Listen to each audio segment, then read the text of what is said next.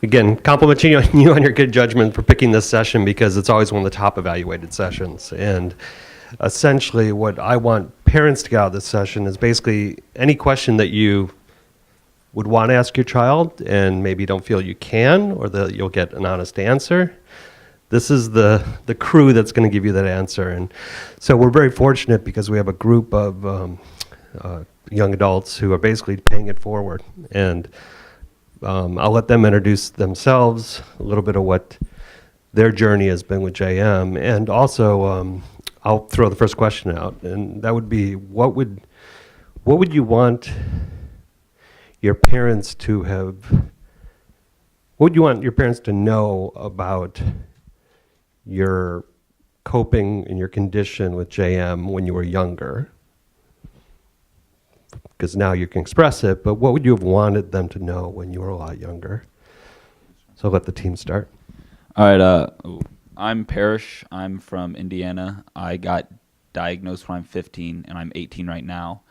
And basically what I would want my parent to know, like, it's okay if I'm not okay. Like, my mom was always trying to, like, do everything for me and, like, make sure I was feeling the best, but the truth is, like, you're not gonna feel your best with this. You're always gonna feel bad. You're always gonna, like, feel tired, and that's normal. And so, like, don't freak out just because, like, your son or daughter is tired or, like, doesn't want to do exactly, like, what, like, a normal kid would. Hi, I'm Anna. I was diagnosed when I was 15 years old. I'm 21 now. I am still on all my meds, but but everything's pretty under control.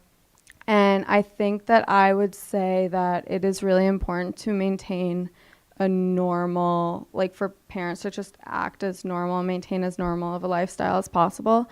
Because when you're constantly reminding your child and just everything is about being sick, it makes it really hard for them to get used to it and to kind of incorporate it into their lives instead of making their whole lives about being sick. Hi, I'm Morgan. I am 19. I'm from Tampa, Florida. I was diagnosed when I was 11. And I think I was going to say something along the lines of what Anna said, that it's very important to maintain a normal life. But also something that kind of goes hand in hand with that is that as parents, you can't fix everything.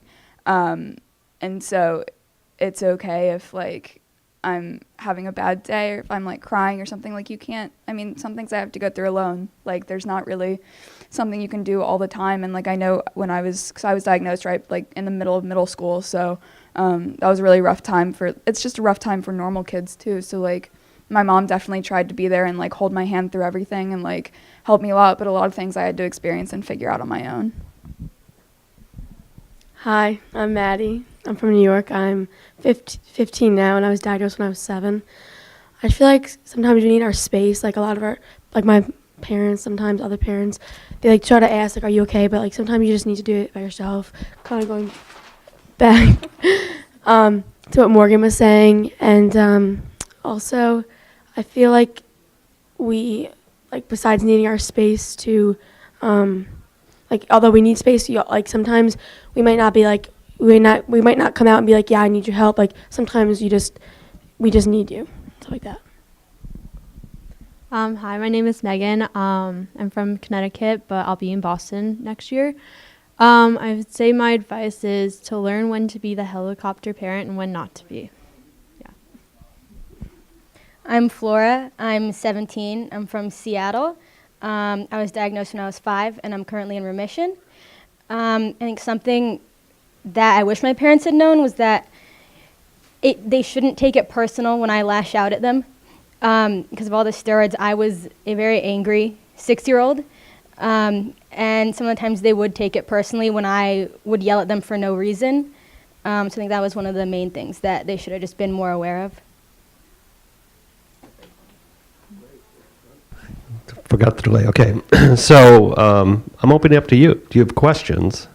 You've got a captive panel.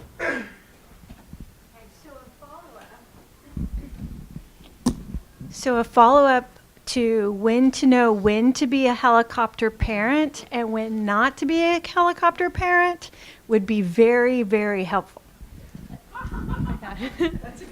So, be a helicopter parent in the morning, very early in the morning, to make sure they take their meds because, as my mother likes to remind me, I always have to do it every morning. Do not call in the middle of the day to check with them because if they haven't done it by then, it's too late. And then at the very end of the day, like just talk with them, make sure everything went okay. See if there's like any details during the day that you might want to keep an eye out, see if there's a pattern. Yes. I think just like checking in and not doing it in a way that's like I'm smothering you, but just lightly checking in and seeing if there's anything, like she said, that's like noticeable. And then if it seems like they're fine, just like taking a step back. And if something's going on, like I know personally, I really do go to my mom when I need her. And I'm very happy to do that. And the other things, like I'm really happy to take care of on my own. So it's just like checking in and seeing what they need. But I'm assuming a lot of your kids will also come to you because they might be younger. So it's just like taking when they come to you and really helping them then. And then other times just taking a little step back and just paying attention, but not like while being on top of them necessarily, if that makes sense.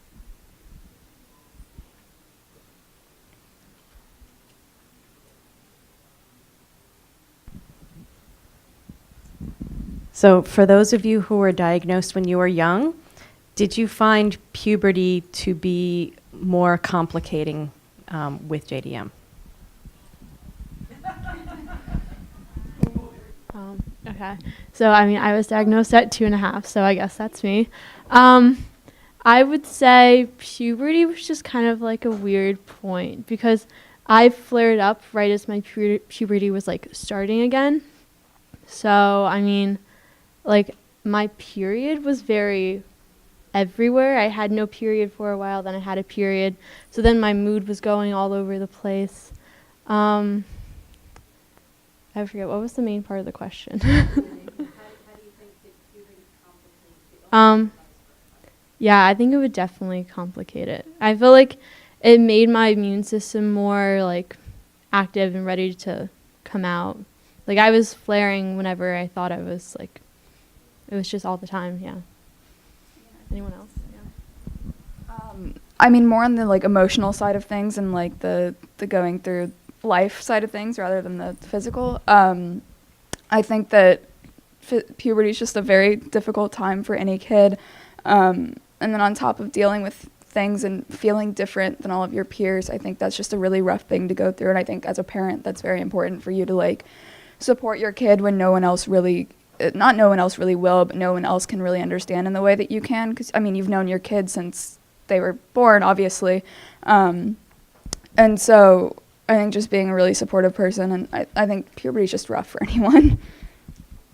So I went through puberty before I was diagnosed, actually, but one of the things that's been kind of rough for me since, I don't know if you have a son or a daughter, but you have a daughter? Okay, perfect. So my period makes, like, every month I have a mini flare. So, I mean, it's not like a full-on flare, it's just for that time when I'm on my period, it makes all my symptoms way worse, and my doctor said that's totally normal and inflammation causes it. So birth control has helped me. It doesn't make it perfect, but that is the main thing that I've noticed has been just like something that already like sucks every month is made worse on both sides. I mean, it made my period come really late, so I think mostly because of the meds, but I didn't get my period until I was like 14, which is pretty late, and I was diagnosed when I was 11, so there's that. Thank you for that last piece, because I was wondering, I have a daughter who's going to be 13 in August, and she has just started showing signs, Yeah. puberty. I think As that's her a steroids. girlfriends are Yeah. already there. And that was rough for me too, because I was like, I don't know, every girl kind of is like, oh, I want to like be like my friends, even though periods suck. You don't really know that yet, but like, but like everyone kind of wants their period at first, and like it was really rough for me because I was a freshman in high school before I got my period, and that was not fun. So I guess that was because of my meds. It could have been part of the disease. I'm not a doctor. I don't really know, but yeah. Other questions? I had a question about, you said that, just to accept that oftentimes you just don't feel well, and when, are you at a point now that you are in remission and you feel normal, or when our daughter is not in remission yet, but she's come a long way with physical therapy, but part of her recovery is her needing to be physically active, and when do I know to push her, because she's gotten very,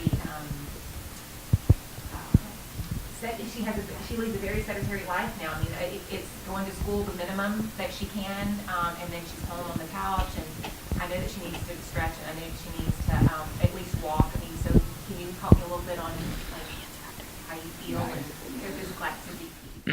Okay, yeah. So when I'm not in remission yet, but I'm getting really near. I just got off my prednisone at Christmas, and I just got off methotrexate, a month ago.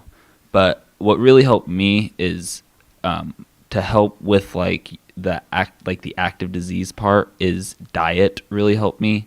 And I always had a set time right after school. I went to basketball practice. So I was always active for 2 hours. And I wouldn't practice as hard as all the other players because I couldn't. But I'd always go, and I'd always just keep up with trying to do my best to stay in shape, just for the little amount of time as she can, just to make sure she's staying with it. So even if she's doesn't want to do all that stuff, just if you have 30 minutes a day, just to have her do her PT or have her, my mom bought me a rowing machine. So it was easy for my joints, so I didn't have to run. So that really just helped me having that set amount of time each day to work out. So I'm not in remission either, but I have gotten to a point where I'm still on all my meds, and when they try and lower them, we have problems. But for the most part, I'm doing the best that I've ever done, and by my standards, I'm feeling good. By your standards, I probably wouldn't be, but so I feel like I've gotten to this place. But something that worked for me, my parents tried so hard to get me to do physical activity when I was first sick, and for a while after that, and they always said I needed to be active, and I just wasn't, and I stayed in bed a lot, and I was exactly what you're describing. But then I got to a place on my own where I decided it was time for me to start, and I felt comfortable and strong enough to start actually working. So this semester at school, I made the decision I'd always done physical therapy, but I made the decision to really start doing physical therapy seriously. And I started going to the gym, and I started being a lot more active, and it's really paid off. And I think the fact that I did it on my own time when I felt comfortable with it, I know that's not the best because your kid does need to be stretching, but when they are able to make the decision, it makes them actually want to do it. And I've never been stronger than I am right now. And I just saw so much growth in myself over the last semester because I was committed to doing it. And it was the time when I was finally ready to do that. I would also say that if you can try to find something that your daughter enjoys doing that makes her physically active, because I was a cheerleader and gymnast when I was diagnosed, and so I couldn't do that anymore. It was just way too much for me, and so I lost all my tumbling. I also lost all my friends, which was really rough. But I picked up horseback riding, which is actually really, really good for you because it's good for your core and your legs and everything, which are some of the most effective things. And it's something I love doing, so it really gave me the motivation to get out there and actually. So it's kind of something they wanted to do and get it into their own minds. They'll probably be more likely to do it. And it doesn't feel like exercise. Yeah, and if you're doing something you love, it doesn't feel like exercise. So. When I first couldn't do much when I flared up again, I did PT, and that was really all I could handle. And that was really it was it. So once I finished PT, I was okay. I started walking my parents a lot, and then recently in the past 2 months, I found these classes at the gym that I go to, and I find going to classes is so much more enjoyable than going to run outside or going on the treadmill. I find I take this kickboxing class and I love it. I don't even feel like I'm like working out, just like fun, like go to the music. So I feel like if you find, like what she was saying, if you find something good to do, it's really great. Yeah.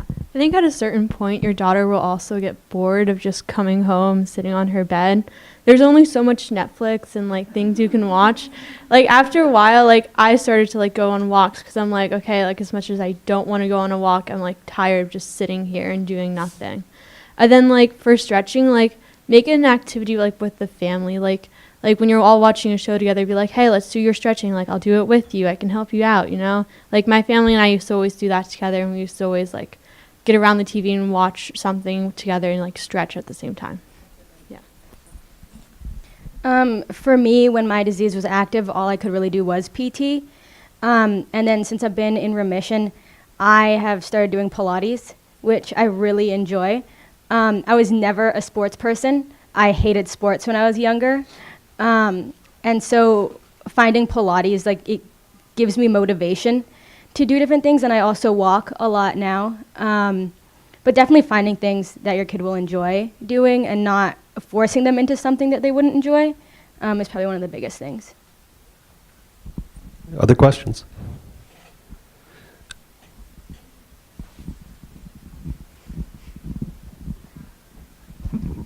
So I think I can speak on behalf of all the parents here that there's not a parent in the room that didn't wish that we didn't have juvenile myositis in our lives and that you guys were going through this. But as you think about yourselves and your journey, however long it's been with your juvenile myositis, when you compare yourself to people that have never heard of it or had it, are there some silver linings or things that you can speak to that you have a different appreciation that maybe someone that didn't deal with this has? I think kind of going off that, at least one thing that I've taken away from it was just how to advocate for myself, whether it's going to doctor's appointments or even in school or whatever it might be. I have really learned how to stick up for myself, and when I need help or whatever I might need, just to say it and not be ashamed. So when I was younger, I definitely would not, at school, like, ask for extra time on something. But as I've gotten older, I've really come to learn that's one of the most important things. I think my mother already knows the answer because she is the one who asked the question. That's basically all my college essay was about. But I think it's also like it's made us all a lot stronger than like what the average teenager would be. Growing up, you had to go through a lot of uphills, so like you kind of like learned your ropes. You learned a lot about your body and how others react to like situations that you're put into. So you learn a lot about yourself and like how to like treat others with the right respect. And like I think I've grown, like even like sitting here, like I wouldn't think that I'd be sitting here. Like I'm a pretty shy person, so like just talking to everyone like this, like I'm kind of shaking, but like I get the opportunity to do this and I like it, so it's a lot of fun. I've grown much more independent and very like kind of like becoming an advocate for myself. And I started doing public speaking to different healthcare healthcare systems and everything, and they pay me to come out to their hospital and tell them what I think is wrong with how they're running their hospital, which is pretty cool for a 19-year-old to be able to do. So I guess my silver lining would be a career. I definitely think I've become a lot more mature than most people my age. I go to a college where partying is kind of like central to our culture, and it just seems so ridiculous to me that these people are like hurting themselves every day, and I just feel like I'm so like I can still have fun with them, but also part of me is like, why are you doing this to yourself in a way that's not healthy when like you all have healthy lives and you could be living them in a different way. But I definitely feel like I'm a lot more mature than a lot of people my age, and it has really affected what I want to do with my life.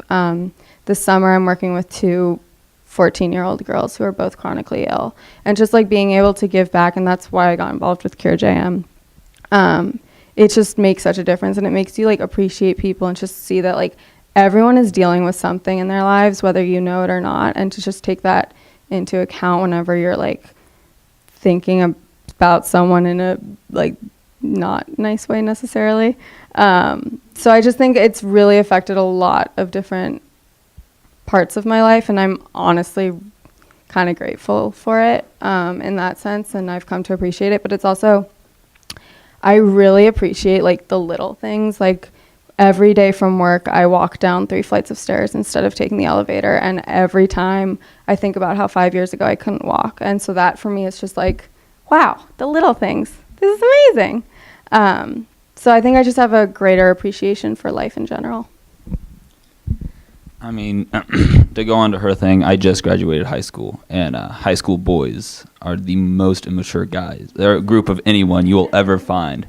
And so for me, like, me going through this at such a young age really made me mature and take on a lot of responsibility. And so I've always been the most mature out of all of my friends. And then go on to what she said earlier about being strong and how we're stronger than most teenagers. I'd go further and say we're stronger than most anybody. I'm watching right now my grandfather battle with cancer, and he has not handled it. Like, he's not handled it as strong as any one of us have. He's really struggling with it, and that goes to show us dealing with this at such a young age really like gives us a good setup for the rest of our life to face adversity and come out ahead.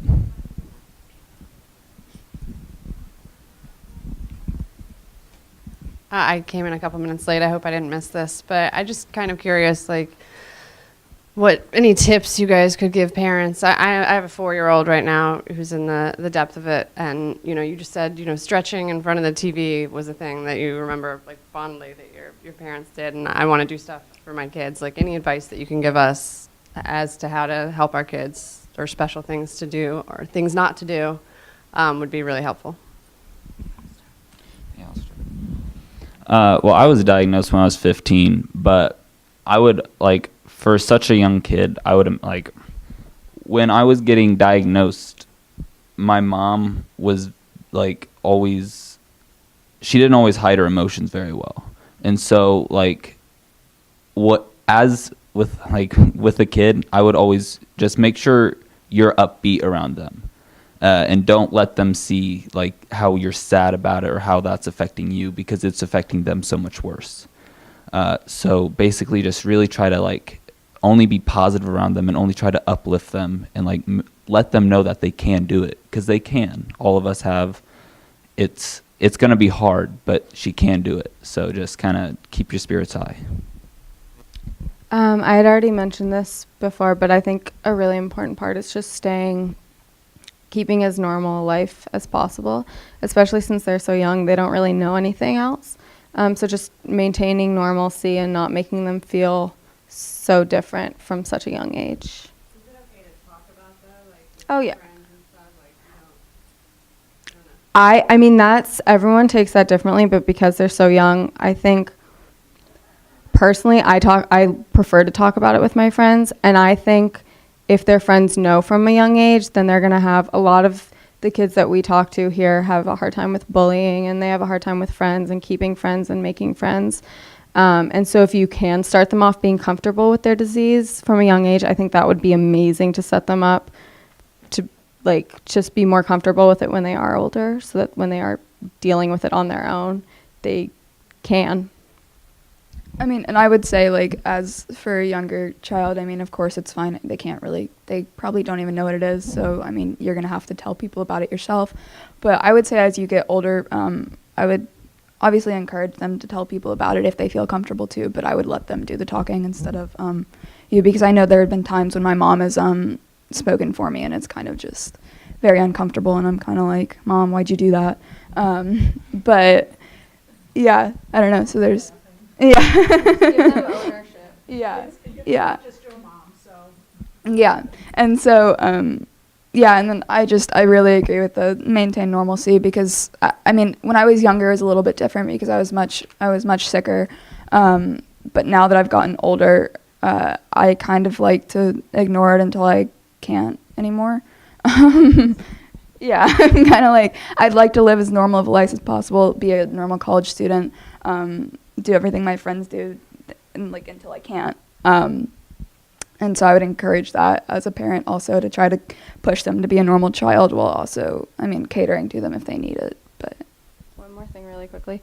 Also, as they get older, obviously 4 is way too young, but as they get older, involving them as much as possible so that they do have that ownership over their own disease and over their own bodies, I think is really important, so they don't feel like they don't have any control of themselves. When I first diagnosed, that's where I was really in the depth, like it was really hard. And I was in the hospital for 6 months straight. So in an ICU for 2 months and rehab for 4 months. And my mom brought my friends up. She just tried to make me feel normal. And even when I got home, I'd hang out with my friends. Although I couldn't do a lot what they were doing, it made me feel great.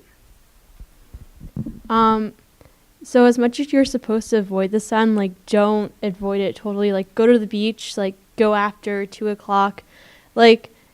I don't like wearing the big sun hats that my parents make me wear. So if she wants to wear a baseball hat, let her wear a baseball hat once in a while. Don't make her wear the sun hat. Yeah, definitely don't avoid the sun like it's the worst thing in the world. Go out, put lots of sunscreen on, buy the best zinc oxide sunscreen they have, make her white, it's okay. Yeah, so don't avoid everything just because she's, yeah. Kind of going off of what was just said, I think having things where she can control small things is really important, because I was diagnosed when I was 6, and so at such a young age to feel like there was nothing that I could really control, having small things, whether it's painting your nails or just doing something fun was really important. And then I remember my mom did come in to tell my class when I was first diagnosed, but as I got older, she would still come in a few times, but I would do most of the talking, and then if there were questions that I couldn't answer, she would do that. But then I think in middle school, I just told my class on my own. And so, yeah.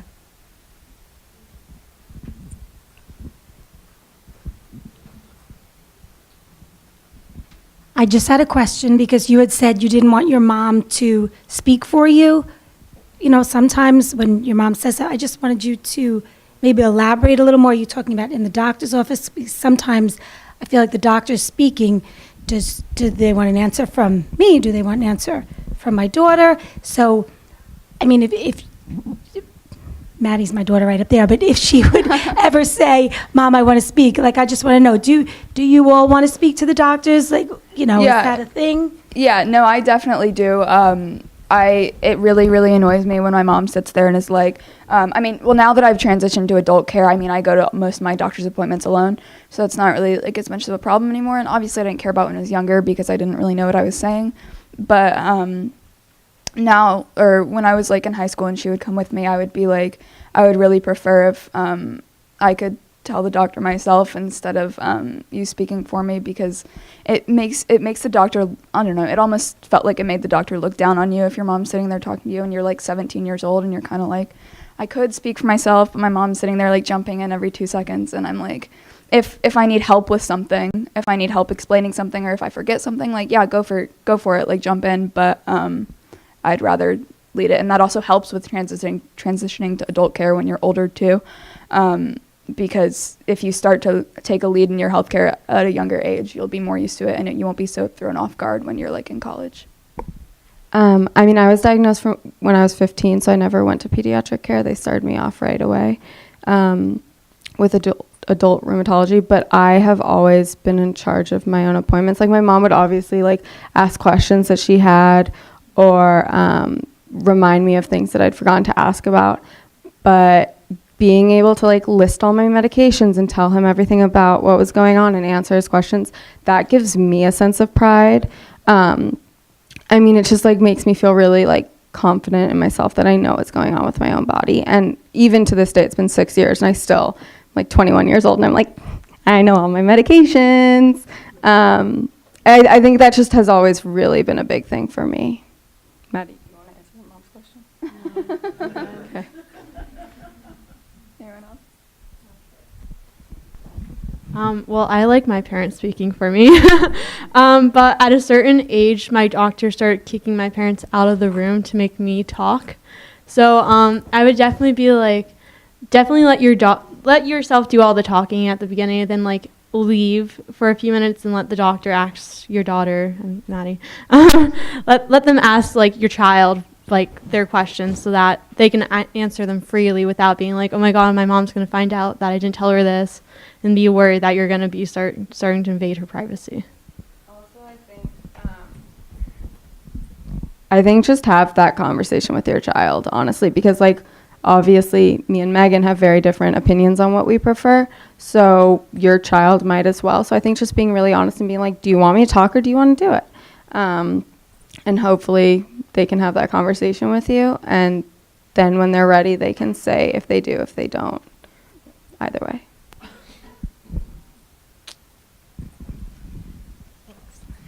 You guys have mentioned a couple times keeping things as normal as possible in your homes. And I'm just curious a little bit, do you have siblings? Any? Okay. I feel like sometimes my daughter gets away with more because I feel guilty or I feel bad for her. And so I don't punish her like she should be or something. She doesn't clean her room. And I would get on her brother if he didn't clean his room. She didn't. She's tired. And I'm just wondering, are you guys good with that as well? Like consequences when you're not doing the stuff you should be? Or I have like a sense of guilt almost. I'm going to start this because my family has been having a lot of issues with this kind of. So I'm the eldest. My brother is 16. When I was a teenager, I don't think you could find a less rebellious child in the entire world. I went to bed at 8:30 every night. I mean, I was sick in high school. That was when I was like my sickest, so I didn't go out. I would have friends over. I'd go to friends' houses, but there were like 2 friends, and my parents always knew where I was. Like that was their only rule. Like just let us know where you are. And so they didn't have to have a curfew or rules for me or anything like that. And then my brother was such a different situation, and they just didn't know how to handle him. And so he, being sick, I got all the attention. And he definitely got attention, but not the same. Well, it was also just that me being sick was really hard for him to watch. So he's currently struggling with some addiction issues, and he's in rehab. That has been kind of a result of like everything. So I think it's really important to treat both kids really normally. Equal, yeah. Because, I mean, obviously in our situation, I didn't need those rules. Like, there was no reason for my parents to put them in place. But they probably should have, because there were 2 of us, and obviously we're not going to be exactly the same in this situation. We've ended up being really different. But I think treating everyone the same is really important, and giving, I mean, it's so hard because I really did need more attention than my brother. Like, I had to go to the hospital, and I needed treatment. So, like, I don't know how else they could have done it, honestly, but I think trying to keep things as equal as possible. And are you guys okay with getting in trouble? Like if you don't do a chore? I don't get in trouble.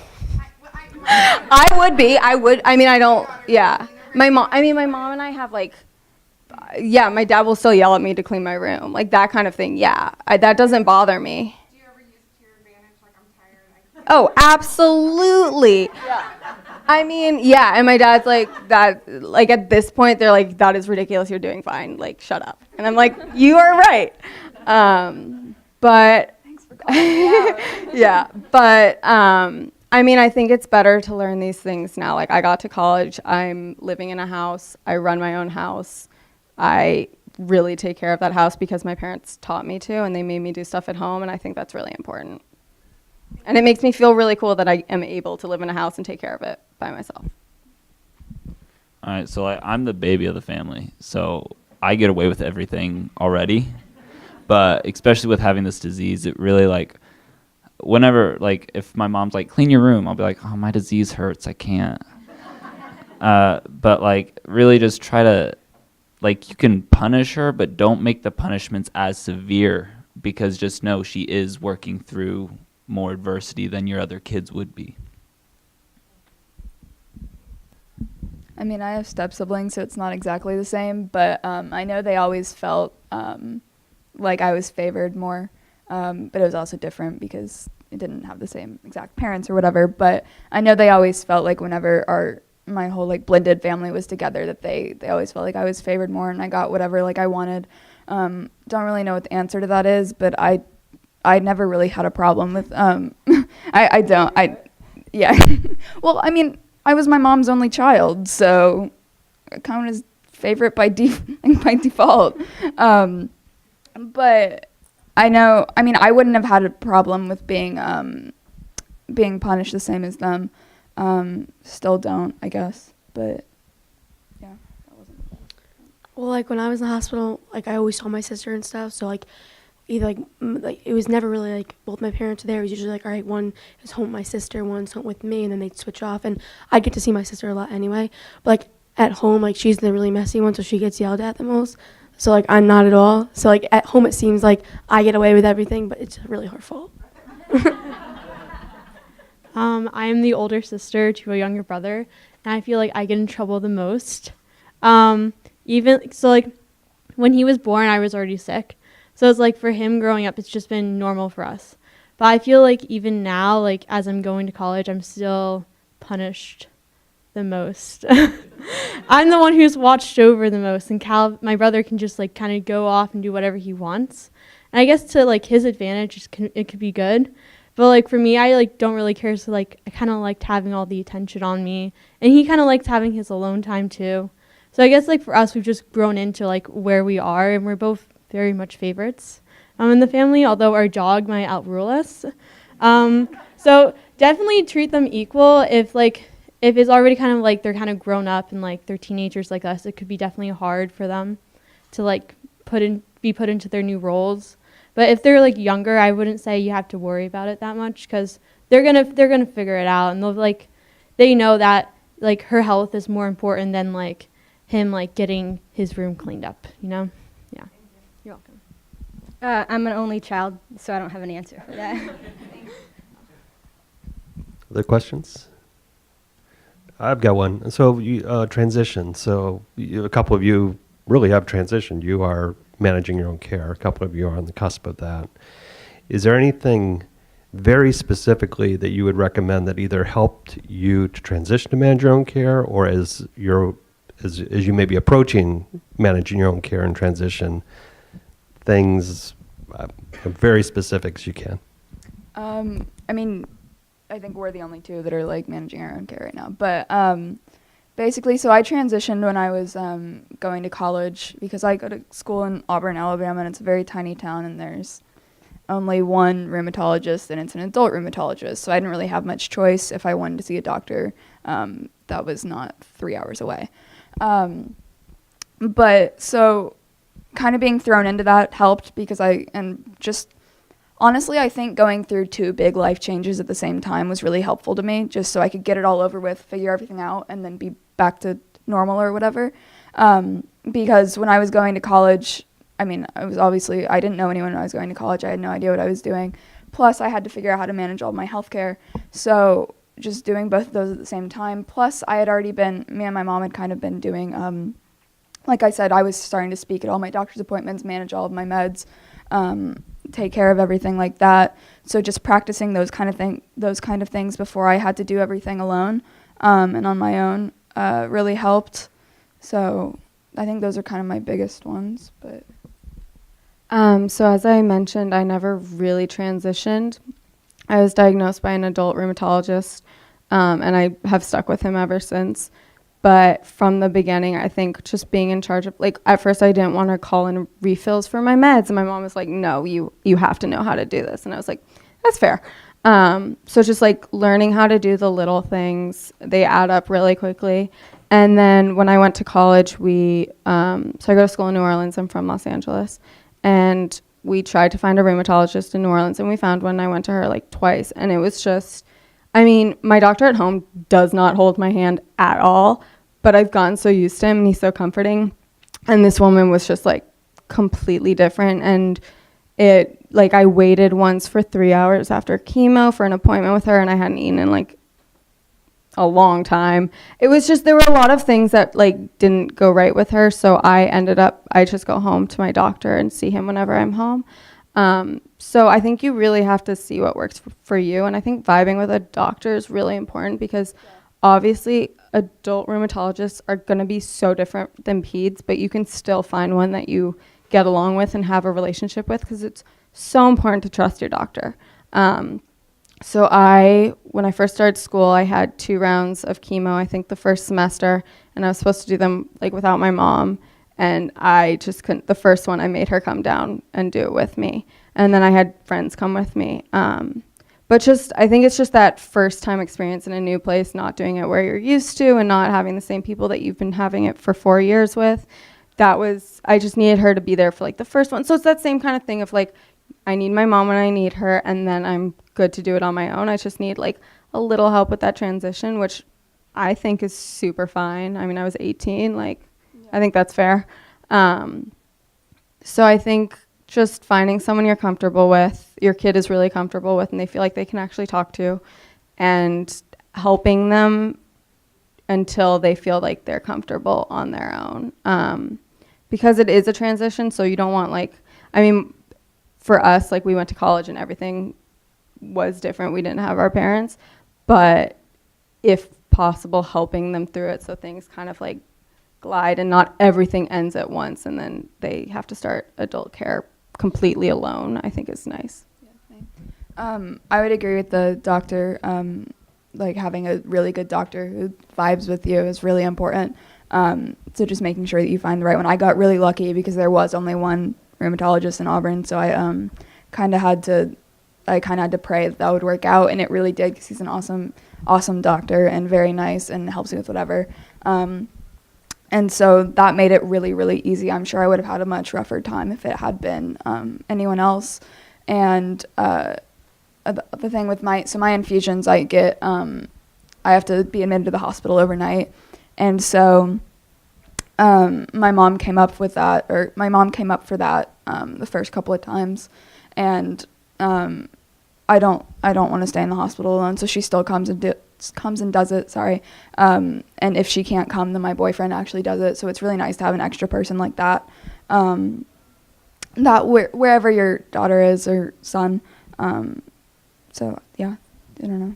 Do y'all have anything else on transitioning?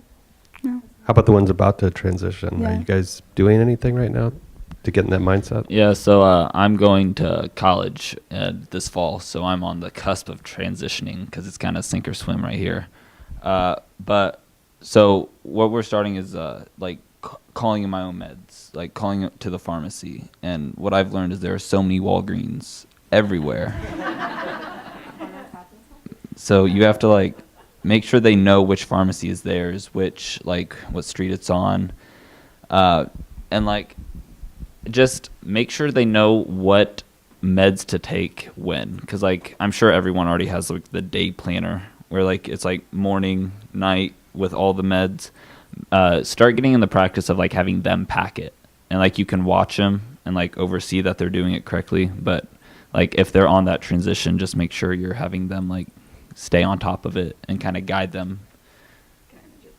About the meds, so I actually get my meds filled at a pharmacy that they put them in a bubble pack, so I never have to fill up any of my meds, which helped a lot with my transitioning because I never had to fill up any of my meds on my own. So I'd literally just get them shipped to my apartment once a month. It's fantastic. No, and it's cheaper. It's cheaper than getting your meds at a regular pharmacy. It's less work and it's fantastic. So I would recommend that. It makes transitioning a lot easier. Takes a lot of stress off of really burdensome, annoying thing to do every week. Do you think though maybe that, because I know you had mentioned that you know what every pill is, and you stay very in touch with the medicine as you're putting it in, do you think you feel that you... Oh, I still know every medicine I take and every dosage and everything, yeah. That's just something I made a point to make sure that I know because I feel like that's important. Yeah. One of the things that was brought up in the session we were in previously was about power of attorneys. those of you who are already transitioned and those of you who are approaching, how do you feel about a parent having a power of attorney so that they can still access your medical records should the need arise? Oh, I have no problem with that. I have no problem with that at all. I tell my mom everything anyways. Like, I don't care if she looks at my medical records or not. I mean, there's nothing I really need to hide. Yeah. I don't know. That's about all. I mean, as long as I'm still in control, which I'm pretty sure I am. Yeah. I mean, I'm 21, so like but my mom hasn't had any problem getting my medal, so she must have that. But like, as long as it still feels like I'm in charge, then I don't care. Well, once you're 18, you are. Exactly, that's what I thought. We actually have to have your permission to. Oh, I think I signed something. Yeah, I signed something too. Yeah, so I just turned 18, so I just signed that. I feel like it's more uncomfortable, like, to have your mom in the room when you're younger. Like, now that, like, I'm 18, like, I don't care if she's, like, I don't care what she knows because, like, I'm an adult now technically. And so, like, it's a different, like, because when you're 14, you just want no one to know anything about you, you know, because it's such an uncomfortable time in your life, and especially battling with this disease. It's definitely makes it worse, but by the time you're 18, like, you're so much more mature, and so I don't think the power of attorney should be, like, an issue. Actually, can I ask a follow-up question to that? Are you asking because do you have a son, daughter, or? Okay, so do you think he'd have a problem with that? I don't think so, but he's only 14. That's 4 years away. Yeah, okay. I was just wondering because, I'm sure it might change as he gets older and everything too, but just having that conversation with him, I'm sure he would be fine with it, but. But also, like, I'm going to Dr. Ryder for the first time on Friday, and my mom had to get all my medical records from all my doctors. And she's been stressing about this for weeks. Like, I wouldn't want to do that, so, like, I'm happy. Like, I'm happy to let her handle that still. There's still things that I'm super happy to let my mom do for me. Super happy about that, yeah. Start early with the transition. And also, like, I like my mom to have my medical records so that if she doesn't have to ask me every single time, oh, how did it go? Be like, Mom, you can just check my medical records. So I would like my mom to actually have my medical records. So then if I lose something or lose track, like, someone else is also keeping an eye on it. Yeah. This is kind of like transitioning. As far as your methotrexate, did any of you do methotrexate injection? Oh, you did. Okay. But I don't do it anymore. At what point did you start doing your own injections to yourself? When my mother was having too much fun giving them to me. She would, like, well, I started on the pills, and then I switched over to the injection, and she would do it, and she would, like, giggle, and she'd be like, I need to be a doctor. And then I was like, this is ridiculous, and I started doing them to myself, and it hurt so much less. Like, I was like, oh my God, this is so much easier. Honestly, I've switched back to the pills. I prefer them. But giving myself the shot it was the same thing that I've been saying. It gave me that power over my own treatment, and it gave me the power to, like, do it to myself, and that was a big deal. Also, the stomach is so much better than the thigh and the butt, just so you know. Okay, so I got diagnosed when I was 15, and that's when they started it. And so my mom would always, like, she started off giving it to me, and I had no, like, nausea problems. And then when I started giving it to myself, like, maybe she gave it to me 3 times, and then I started doing it. But the more I did it, the more nauseous I got. So it came to a point where my mom would just, like, surprise me on Saturday morning, wake me up with it, and just stick me while I'm still asleep. I actually appreciated that. Honestly, same. And so it made it really easy for me, but, like, that was also, like, luckily I got off before I went to college, or else I would have to do that. But it wasn't the actual methotrexate that made me nauseous. It was the thinking about it. Even, like, looking at the bottle, and, like, it made me sick to my stomach. But after I got it, I was perfectly fine. That's where we are now. Yeah. She starts to get worked out. Yes. And it's coming. Yes, it's all mental. I don't know if you're on any of the Facebook pages, but there is one, I think her name is Danielle, and she used to post these videos once a week of her giving herself her shot, and they'd be like, she'd be playing music and singing. And I know a lot of the kids really appreciate seeing them, like seeing someone else doing it, and just like, it's no big deal. You're just like, you do it and then it's over. For me, the alcohol swabs made me really incredibly nauseous. So that was horrible. So that's why I stopped. But like, I mean, my friends, freshman year, I was still giving myself my shots, and my friends would come to my dorm room and watch it. They like loved it. I was like, but I think if they're comfortable doing it, it actually is way better. I mean, I did the methotrexate shot when I was a lot younger, so I didn't do it then. But I recently got on Humira, and then I started doing that to myself. It was like a self-injection though, so it wasn't like the actual like syringe and everything.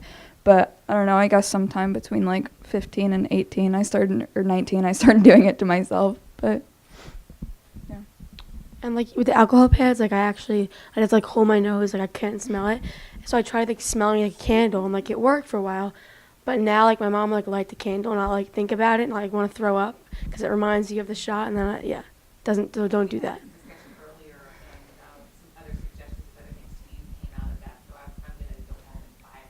Yeah, gum works. Gum does work. Yeah. Like when you smell it. Yeah. Give her some gum and try different products. Yeah. Surprise her. Yeah, surprise her at midnight. Just go into her bedroom. Right in. Yeah, I don't think I could ever give myself the needle, no. I mean, I did it like 8 years ago, but like just the thought of it now, like my mouth is still like watering. I'm just like thinking about it is like making me, oh. Yeah. Okay, new subject and a question back here. This wasn't my question, but how many do you feel that you take on other people's personas with your Facebook groups? Because my kid did her methotrexate shots for 4 months just fine, and all of a sudden she didn't like the yellow liquid and the alcohol smelled, and then she got nauseous. And no, I mean, like if do you think you could have kept on doing it okay if you didn't hear, if you guys weren't sharing those stories? Or did anyone ever were you able to do your shots and then all of a sudden you couldn't do your shots? You couldn't do it from the beginning? I could never know. Yeah, I could never do it from the beginning. It wasn't that I couldn't do it anymore. It was just that I preferred the pill, and it felt easier to me. So I chose to do that over it. I could still give myself the shot right now if I had to. I get so much less nauseous from the pills. Do like ya? I mean, I have many weeks where I don't even notice any. Like I do it and I forget about it. And then every once in a while I get nauseous and I like can't eat too much dinner or something. But I mean, I've heard a lot of stories where people have way worse reactions than I do. So I feel like I'm not the worst case scenario, but it's just I prefer the pills and that's easier, so that's what I do. Gotcha. We're practicing a whole lot so that she can go off to college and go back to doing it. I mean, she should probably just try to find something that makes her like less nauseous, or like something to try to fix it. Because like for me, like I wasn't really active in the Cure JM like activity feed like while I was beginning, because I really didn't know much about it. But like when I started getting nauseous, it wasn't like a trigger. It was just like nothing happened. Like I didn't hear about anyone getting nauseous. It just like out of the blue just kind of started happening. I think I got like sick of it, or like the yellow like color maybe got to me. Yeah. Or like it's a chemo drug, right? So yep. That's Same. probably That's probably yeah. why we're nauseous. yeah. That's a good point. Going back to what you just said, like I would just like my mom would put like the needle in the bottle out like on the kitchen counter and start doing it, and I'd just see it and I'd be like I couldn't. Yeah. And then like once, this is disgusting, but once you put in like sometimes it turns like a spot of like your skin yellow, and like I go to the bathroom and I'm like, oh no, like I'm yellow, but it's just disgusting. Yeah. Gotcha. Okay, for those of you that are already in college, are you still doing IVIG, or were you when you started college? How did you guys like handle talking to your professors or preparing to miss classes and then making up, and how understandable have they been? So I get admitted to the hospital for mine. So I try to do that more on the weekends, so I don't end up missing classes that much, which kind of sucks because then I'm down a weekend. But my professors have been pretty understanding. There have been one or two that haven't really been, kind of been like, oh, well, you look fine. Like, you should be able to, like, I don't understand what you're talking about. And I think that I give them my accommodations, and I think that helps a lot because once you have something from like the actual university that has already verified that you have something real and you're not just trying to like fake them out or whatever, then they are much more understanding. I'm not sure how it would be. I did do it during the week a couple of times, and most of them are fine if you miss like a couple of classes, if you just talk to them about it and figure everything out after. When I first got to college, I immediately registered with the Office of Disabilities, and I got some accommodations that I've never actually used, but they would give me letters at the beginning of each semester specifically addressed to all my professors, and it said like, she has a registered disability and she's probably gonna have to miss more class than is accepted, and like, we are aware of this and that is okay. And I only gave them out the first year, and since then I've just talked to my professors at the beginning of every semester. For the most part, they've been unbelievably amazing. I don't get IVIG, I get Rituxan. So freshman year was getting it every 4 months. I was getting 2 rounds every 4 months. And so I did miss a good amount, not a good amount, I missed a couple classes because of it. And I had one professor that was like, it doesn't matter, you've missed more than 3 classes, and that lowered my grade a notch. But all my other professors, if you bring a doctor's note, they're like, great. When I got it at school also, it said like Tulane Cancer Center at the top, because that's where I got my treatment. So I had a lot of professors thinking that I had cancer. So they were, I told them the truth, but that also, like, I say chemo because it gives them a more serious idea of what I'm actually going through, because first of all, it is a chemo, and if they're more willing to help me because of that, like, I'm okay making it sound like it's a little worse than it is. I had it on Monday, I was at work the next day. Like, now it takes me much quicker to recover, but back then it still took a while. Since then, I haven't had since freshman year, I've been getting it at home because I stretched it to every 6 months. But I still miss classes. I'm really big on communication with professors. I learned that in high school. My teachers in high school were unbelievable about that. And really, if you're just open with your professors, they want to help you. Like, they're really there to help you. Unless you have a crappy one, then that sucks. But to avoid those. Anna, were you the one that scored a good dorm room? Or was that somebody else? Was last I year? what? Were you last year? Somebody mentioned they got a great dorm room out of. Oh, yeah. Was that you? Oh, yeah. Okay. So I'm in New Orleans. I'm at Tulane, and mold is like the entire city. So I had my dorm room last year had some mold, and I got really, really sick. And my mom pitched a fit, and she was like, you need to move. And I didn't want to. I was really upset. She called the Office of Housing and like complained real quick. And within a day, I had a huge single that was like the cleanest on campus. So like, I was upset at first. I had to leave all my friends who I was living with, but you gotta do what's best for your health. And if you can use it to your advantage and get something better, it's honestly worth it. I got one here and then. You'd be surprised. So on the college theme, because I know 2 of you are in college, 2 are on your way to college, and 2 are starting in that journey of kind of looking ahead, has having JM influenced what you're interested in learning more and studying about in college? For sure. I definitely am way more interested in healthcare now than I was before. I thought about doing nursing or physical therapy or something along those lines, but I'm definitely now more down the track of like the administrative side of healthcare. But I still find anything healthcare related very fascinating. Like I was taking my global politics class, and we were learning about all the healthcare systems around the world. And I thought that was fascinating just because it's something that I go through every day here. So it was interesting to see what other people have to go through in other countries. So you can't tell from I'm an art major, but in the long run, I want to do art therapy and I want to work with chronically ill children. So I would say it was 100% affected, like what I want to do with my life. It really affected me. I'm going to be a bio major, and I want to hopefully one day either move into like a physician's assistant or maybe a physician. But that was directly affected by like my experience. I'd hope to be a pediatric physician and help kids like me, like who are struggling through like not understanding and like going through such a hard time in their life. And that's like try to help kids just like me and help them with like their disease and stuff. I was getting my port surgery once, and I had this doctor.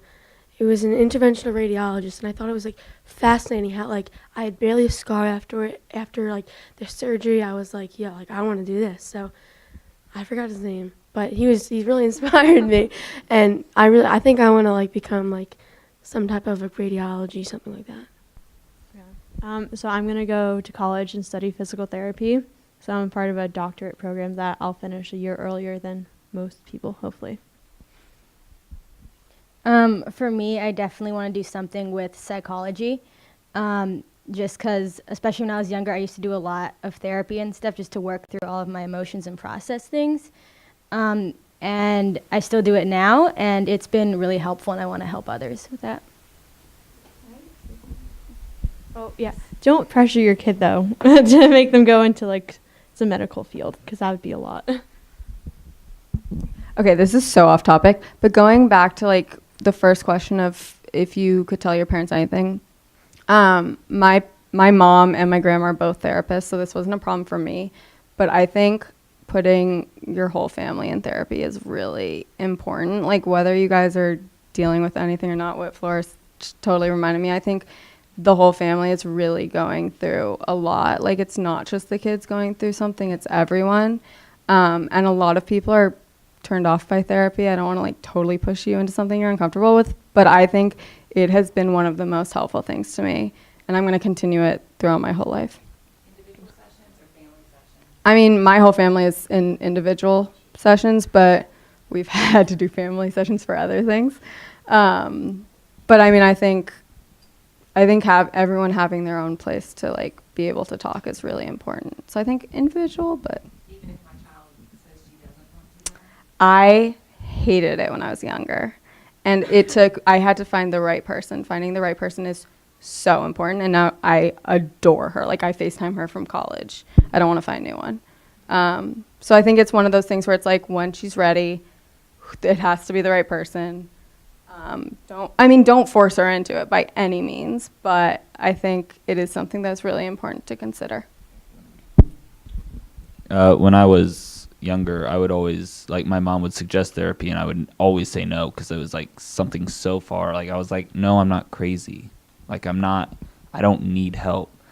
But, like, it took about 6 months of, like, steroids where I was, like, felt like I was losing my mind before I finally came to her. So, like, my suggestion is if you are thinking about, like, therapy, suggest it to them. Try to like get them on the track, but don't force them. Let them come to you, because if you force them into it, I don't think they'll get out of it what they would if they came to you. So along the lines of going to college and getting accommodations, and as we talked about at the very beginning of this session, when to be a helicopter parent and when not to be a helicopter parent, for you, did your parent go with you to help with the transfer with the Office of Disabilities and to get accommodations in place, or did you just go with your paperwork, said, hey, and handle it? Because I feel like this afternoon there's a session that pertains to that, and I'm actually sending my teenage daughter to that because I think it's very important for her to be able to do that for herself. So my mom actually did come with me. It was for my orientation to college. We ended up going there at that time. So, I mean, while we were both there, it was easier. She wanted to make sure it made her feel better to be there. Made me feel better to be there because I was like just coming into college, just transitioning. And that was just like another thing I didn't really exactly want to do alone. And I feel like I wouldn't have gotten as much out of it as if she wasn't there. Like I feel like I wouldn't have gotten the right things. Because I do use my accommodations. I know you said you don't, but I do miss class a fair amount. And I do sometimes get like extended times on assignments and things like that, which is really helpful. But yeah, I mean, I would recommend you going with your daughter, but maybe that's just me. I don't know what you think. I mean, I think this is another thing where you ask your daughter what would she'd be comfortable with and she'd appreciate. I'm pretty sure my mom like emailed them and set it all up, and then I just went in and like signed some stuff. And so like it was the same thing. The reason I don't use I use my accommodations in the sense that I use the letters to tell my teachers what's going on and that I am registered, but I also have I have extra time on all tests, which I've never once used because it's like hard for me to write. They have to put me on a first floor in case there's like some emergency and the elevators are out and I can't walk for some reason. There's something else. Like it's things that I would have never thought of that my mom, she did, because I'm pretty sure she learned it from one of the Cure JM conferences. But I have other professors that like I haven't given them the letters and I've just talked to them and they've let me type up tests instead of handwriting them and stuff like that, which has been super useful. So I think definitely get the accommodations, but also once again, professors want to help you. So I just actually got back from orientation. I just finished yesterday, and we kind of hopped on a flight immediately after. But like I definitely want my mom there, and she was there, thankfully. But like she's very good at making sure I get what I need. Like I know, like you're supposed to advocate for yourself, but for certain situations, I think you always want your parent there. And so that's one of the situations where like college is a big stressful time. And if you can ease them into it anyway, I would suggest that.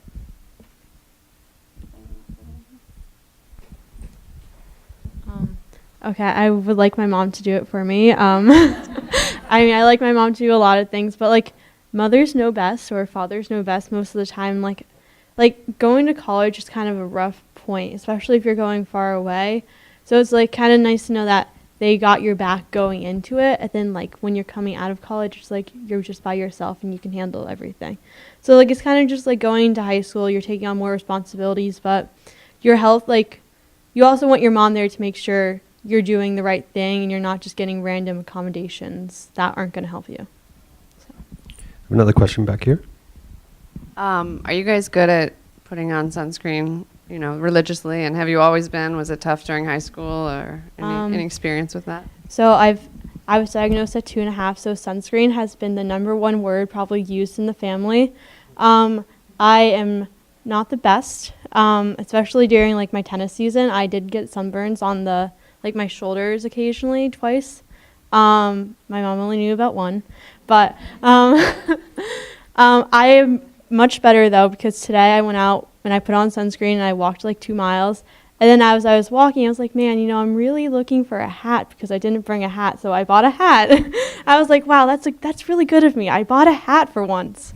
So I think you get better over time. You learn, and like after walking, you feel the sun, and you just know it's not going to end well if you don't put on sunscreen. What age did you start putting on yourself? Probably like 10.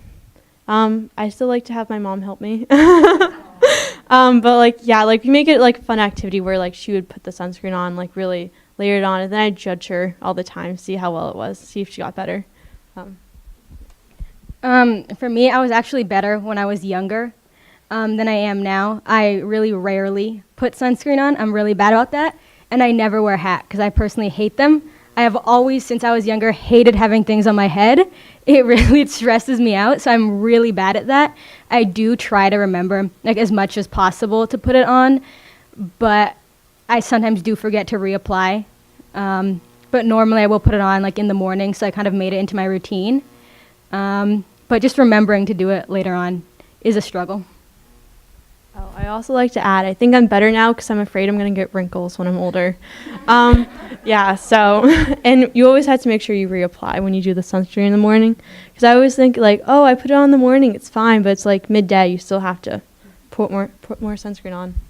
I mean, I'm like pretty good with sunblock, but I'm more of a hat person. Like, I probably have 3 hats in my bag for this weekend. Like, I like the ones that go around the whole head and they get the strap on the bottom. Like, I just love hats. I'm horrible with sunscreen. Really, really, really bad. I hardly ever put it on. It's really bad, but I do wear makeup which has it in it, which I know doesn't really count. But I'll take it. But there's that. I don't know. I try to wear hats. I'm really good at staying out of the sun though. I'm good at avoiding it. So I don't like to like, I hate the beach. Don't really like sitting in the sun. Don't really like standing in the sun. It's hot. Don't like it. Would rather just not. So I think that's a good, I don't know. If I stay out of the sun, I guess I don't really need it. I don't know. Guess that's how that works. I'm awful. Every morning I put on a moisturizer that has sunscreen in it, and then that's basically it. If I'm going to the beach or the pool, I will 100% do it. And then I'm good at reapplying, but it's like the everyday stuff. A couple months ago, I was walking around the French Quarter in New Orleans for like 5 hours. I did not even think about it because we were walking in and out of places. I really, it didn't even pass my mind. And we got home and I looked like a crawfish. And it was not my best moment, but it's really hard to remember now that I'm at a place where I'm pretty healthy. Like, I feel normal. It's hard to remember the little things like that because I just feel so normal, and that my everyday today life has become so normal that like that's not something I remember if I'm not going to be sitting directly in the sun. Also, I was just studying abroad in Rome for like 5 weeks, and so I was walking around outside a lot. I was walking like 10 miles every day in the sun, so I did actually put it on then, which is very surprising for me. I was impressed with myself because I never do stuff like that. But I think because I got burned one of the very first days I was there because like you said, just walking around, like I didn't think about it. I was like, oh, I'm just walking around, like not really like not lying in the sun, and I kind of forgot that you can still get burned even if you're just walking around. And so after I got like I got a very light sunburn. It wasn't super bad, but I got a little bit of a shawl rash on my back and my chest. And so after I saw that, I was like, oh, I kind of should probably put some on. And so that I did start doing that after that. It's probably one of the most like every time I leave the house, my mom's like, "Do you have your sunscreen?" So it's gotten to a point where I just keep some in my car, I keep some in my backpack, I keep some everywhere I go. But what's really like bothered me about the whole sunscreen thing is the smell. It smells really bad, and it's very obvious that you're wearing sunscreen when you're wearing sunscreen, and no one wants to hang around the kid who smells like sunscreen all the time. I love the smell of sunscreen. I don't know why everyone hates it so much. Well, my suggestion is I use Beach Bum, and it smells like bananas, and so it doesn't even really smell like sunscreen, and so it's so much easier to put on and like want to put on. But also I've struggled with like the social aspect of like, it's weird to just be the kid who like every time like, guys, stop, hold on, I'm gonna put sunscreen on. And luckily I have really supportive friends who are like, all right, yeah, let's stop, let's hold up, we'll sit down here for a minute. But like, it's just always been really uncomfortable for me to like do and just like kind of stop and like, guys, hold on. Like, it's never been easy for me, but I always, like, I know I have to do it because health's number one, right? Oh, yeah. Other questions?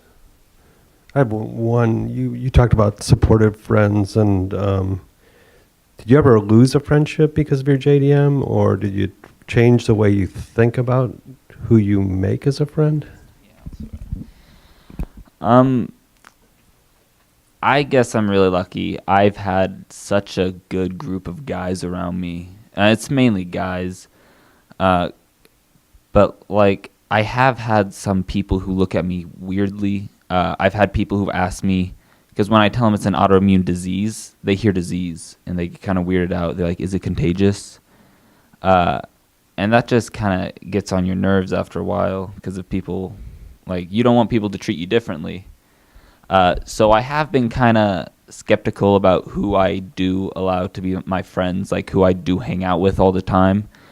But I have narrowed down my friends list because of it, because I don't want people who are going to laugh at me all the time and just put me down. So I try to keep my positivity up and pick friends who will only compliment me and only bring me up. I think I've been really lucky with the people that have been in my life, and I've never really thought about it when like picking friends. But I will say that I think one of the things that it has taught me is that like after high school, I was friends with everyone in my class. There were only 46 of us, but I really picked the ones that I was like, I'm going to make the effort to stay in touch with you, because I was like, why spend effort talking to people that I don't really need in my life or necessarily want just to have more high school friends around? So it's definitely made me more like aware of like what I spend my energy on, I think. Like, I don't want to hang out with people that require a lot of energy and effort that I don't feel like I'm getting in return. But one of my best friends, when I was diagnosed, I remember he came over after like one of my first Rituxans, and he knew what I said, like, I'm having chemo, do you want to come hang out after? And he came over, and it was like the middle of the day, and he was like, why are you in bed? Like, it's the middle of the day. And I was like, what do you think happens after chemo? Like, I'm not going to be up and about, like, doing stuff. And he always seemed really uncomfortable, and I was really hurt by the fact that he didn't know how to handle it. And then later, once we got older, it became very clear that he was just like really scared. And I think kids just don't know how to handle that, and they don't know how to handle the fact that they think their friend might be dying. I'm not dying, but at that point I was like convinced that the world was ending. And I think so people just don't know how to show their emotions at that age, especially in this situation, and I think that can push a lot of people away. But I've been pretty lucky otherwise, I'd say. So I was diagnosed right before middle school, and middle school's tough, and I was on a bunch of steroids. I was on a lot of prednisone, so my face puffed up a lot, and I got teased a little bit for it, just because. So I used to be a cheerleader and gymnast, like I said earlier, and I wasn't able to do that anymore, and that's where all my friends were. And so then once I wasn't able to do that anymore, I kind of grew out of touch with all of those kind of people. And so I basically lost all of my friends because I didn't hang out with them anymore in the middle school. And then I looked a little weird now and acted a little different because I couldn't do everything. And so I think that really changed my like outlook on how I looked at making friends. I stopped hanging out because I was in the like popular cheerleader crowd, and obviously none of those people really wanted to like stick around. And so I stopped hanging out with those kind of people. I started hanging out with more like down to earth, real people who were like ended up being really, really good friends who I'm still friends with today. And so I think I also what helps is me telling people. I didn't tell people that I have JDM at first. I normally wait a little bit because I found that if I tell people it like the first time I meet them, they don't get a chance to know me as a person. They know me as the sick girl, and that's not really what I want to be known as. And so if I tell them after I've known them for a little bit, and I kind of just throw that in there like, hey, this is something that I have, something that I deal with. It's not that big of a deal. I'm doing pretty well now, but it could come up later. I found that people are much more accepting towards things like that. Well, when I was in second grade, we were all a pretty small school anyway, so when I came back, everyone was pretty welcoming. But when I flared again in sixth grade, like going in, it was just pretty much the beginning of sixth grade. Like I was meeting new people because we were combining schools, so it really, like it would be like who's gonna come and visit me, and it really separated who were my friends and who weren't my friends, and it definitely narrowed down the list. But like I'm grateful that that kind of like helped me like to know like who were really fake, and just one of my good friends like came up to see me all the time, and like we're still best friends till this day. So I haven't been sick for a while. Like I haven't ever been like sick. So like I haven't told most of my friends until like years after our friendship. So I do choose my friends on who I think is the most caring and like trustworthy. But like none of my friends have like ever shot me down because like they find out I have some disease that like they don't know of. Because it's mostly like I'm just like, oh, we're going outside. Like, you have to understand I'm going to have to put on sunscreen and wear a hat. So, like if you're going to ask me questions or if it bothers you, like, that's okay. Just, like, I'm letting you know beforehand. Like, most people, as you're growing up, they get a lot more understanding. And, like, also when I was younger, like, my parents told people, like, my teachers told people, like, they tell my classmates. So, like, people knew about it. Like, even now growing up in high school, it'd be like, oh, yeah, like, I know Megan. Like, I've heard of her before. And, like, one time in middle school, someone was like, oh, yeah, you're the girl who's allergic to the sun. I'm like, yeah, that's me. So, I mean, everyone gets a lot more understanding once they hear about it and, like, get more information, know that you're not dying, that you don't have cancer. So, yeah. For me, one of the times when I was sick was during middle school, and I went to a really small middle school. I think there were only about 100 students total.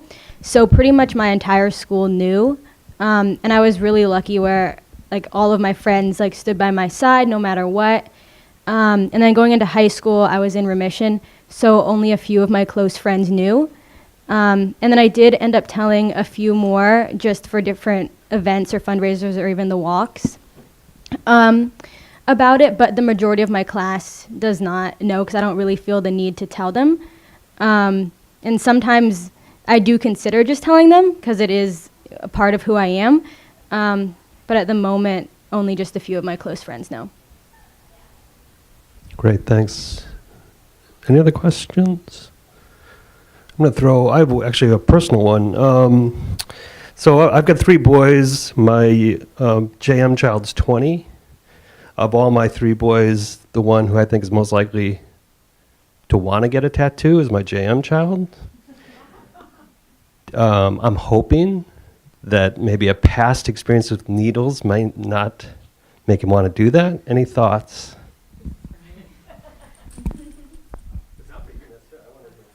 Okay, well, I have 3 tattoos. So I definitely think that, I mean, when I was in 10th grade, right after I was diagnosed, I wanted to get my nose pierced, and my mom took me to get it. She was very supportive, and a lot of parents were like, your mom was okay with that. And her thing was, I want her to have control over her body. So I have, like, some other, I mean, nothing, like, crazy. And then when I turned 18, I got my first tattoo, and it is a quote that was really important to getting me through my whole, like, some of the worst times when I was at my sickest. And so to this day, I repeat it to myself in my head, and I put my hand on it. And it's just a reminder that I've done it before. What? It is not the strongest of the species who survive, nor the most intelligent, but the one most resilient and responsive to change. So resilience has always been my word, and that was something that the teacher who helped me the most in high school was always there for me. She told me the quote and said it reminded her of me. So that's been very helpful to me. And then I have one on the arm where I first showed symptoms. And I just personally wanted, I hate this arm, it still bothers me to the day. And I wanted to put something on it that, like, made it more beautiful to me and made me hate it less and was, like, good vibes instead. So personally, tattoos have helped me not hate my body so much and appreciate it. I'm also an art major, and I think they're a beautiful form of art. So that for me was, like, another reason. Weirdly enough, my fear of needles did not affect it. I'm so sorry.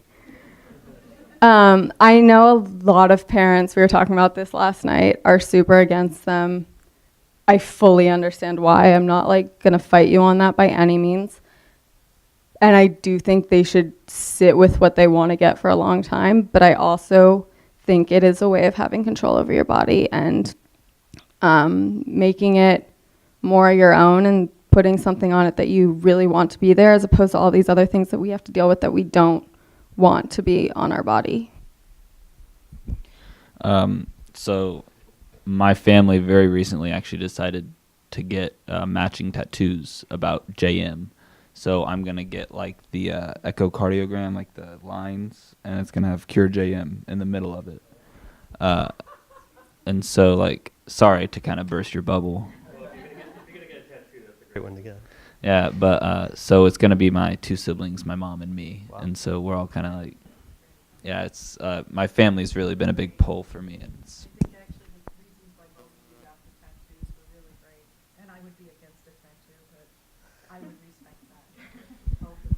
my mom actually told me she would not help me with college at all if I ever got a tattoo, but here she is getting a tattoo with me. Yeah. Yeah, we're gonna get a family tattoo, and my brother's a year sober too. I actually do want a tattoo. I've been thinking about getting something like related to this. Not exactly sure what. Don't make that face, Mom. But so I do want one. I was thinking about getting something jam related. Not really sure what yet, but I would sit on it for a while before I actually committed to anything. And I don't really have a fear of needles, anyways. So I don't really think I've been desensitized to them for like 8 years. You know. Yeah. Has the doctor said anything about? I asked him first. I've asked him before every piercing and before the tattoos, and he said as long as it's at a really sanitary place and you take care of it. What? No negative from it. Nothing. I mean, I'm also like crazy about taking care of things. So like I cleaned obsessively for everything, but I never had a I've never even had a piercing be infected. Well, I'm only 15, so I don't really think about it. So, yeah. I'm 18. My mother would never let me get a tattoo. Although I do think that if I got one, I wouldn't be like, I don't think it would scare me because like I've had needles for like 16 years.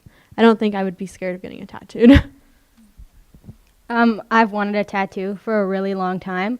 My mom at first was completely against it, but she has somewhat agreed to it. As long as she gets to talk to the place about how they clean everything, then she is okay with it. It's really weird because my dad is totally fine with it, and she's freaking out about it. Great. Okay, one last question, anybody, or cut these guys free? All right, well, thank you. I'm sorry. Wait. One question. I actually think you people are such great young adults. I mean, I don't need a microphone for this. I think everybody in the room will agree with me. Your answers were great. They left a lot of insight because parents, you know, it's almost like a different species or on a different world, but with the same purpose, you know, to a certain extent. But I mean, it's amazing, really. Seriously, I'm impressed. Thank you. Thank you.